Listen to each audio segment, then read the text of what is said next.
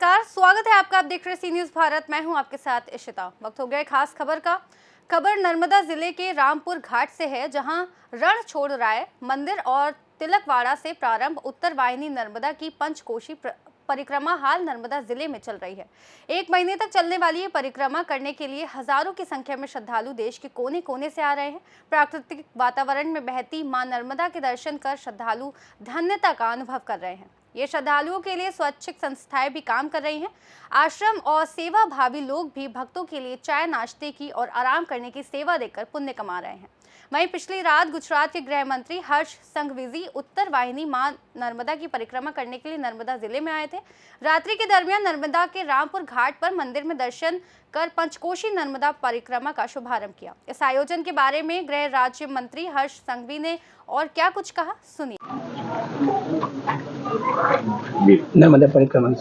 नर्मदा परिक्रमा વર્ષે અનેક વર્ષોનો રેકોર્ડ તોડીને ભાવિ ભક્તો દેશભરથી નર્મદા પરિક્રમા માટે આ જિલ્લામાં પધાર્યા છે। 14 કિલોમીટરની આ પેદલ યાત્રા લોકોને અલૌકિક અને ખાસ કરીને ખૂબ જ ભવ્યથી ભવ્ય આયોજન એ પ્રશાસન દ્વારા કરવામાં આવ્યું છે।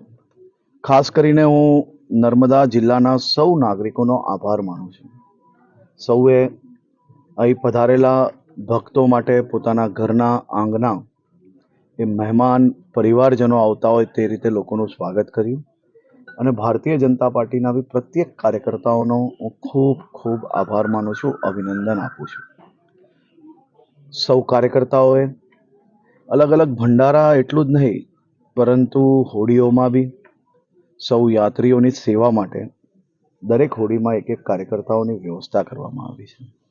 ખૂબ મોટી વ્યવસ્થાઓ છે। મુખ્યમંત્રી શ્રી ભૂપેન્દ્રભાઈ પટેલના માર્ગદર્શનમાં આ યાત્રા હજી વધુ વિશાળ, હજી વધુ વ્યવસ્થાઓ જોડે આવનારા વર્ષોમાં યોજાય તે માટેની વ્યવસ્થાઓ બી કાલે સવારે નિરીક્ષણ કરીને પછી આવનારા વર્ષોમાં શું બદલાવ, શું વધુ વ્યવસ્થાઓ આની અંદર લાવી શકે તેની भी चर्चा અને चिंतन કરવામાં આવશે। आभार। नर्मदा से सी न्यूज़ संवाददाता वसीम मेमन की रिपोर्ट। इस खास रिपोर्ट में फिलहाल इतना ही। देश और दुनिया की तमाम बड़ी जानकारियों के लिए देखते रहिए सी न्यूज़ भारत।